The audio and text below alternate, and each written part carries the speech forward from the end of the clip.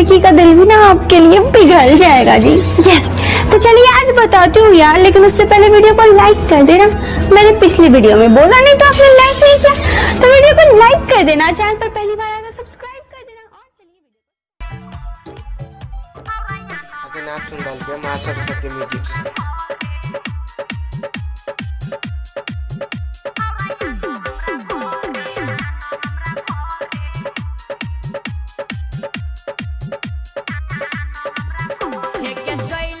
ससुरा नहीं हमारा बतैले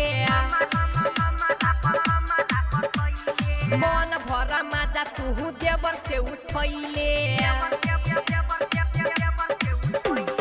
चल गेले ससुरा नहीं हमारा बतैले मन भरा माजा तू देवर से उठैले। ठंडी में हमारो जवानी खूबे ठरे छौरा या न हमरा घरे बिना रे भतार के पलंग नहीं हिले छौरा या न मजा मारे जरा में अकेले हमरा नींद नहीं पड़े छौरा या न हमरा घरे आन रे। नीतीश राज आरजे म्यूजिक प्रोडक्शन की प्रस्तुति।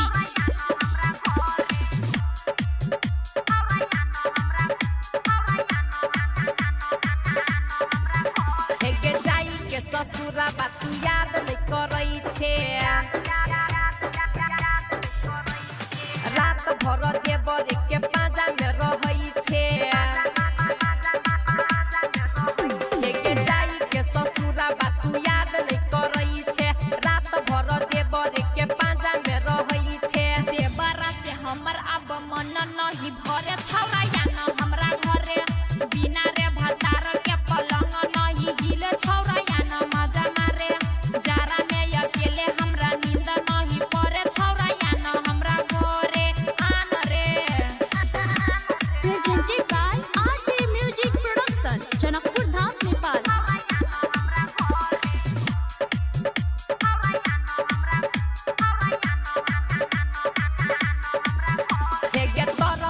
मन कोना एकरा मनैयो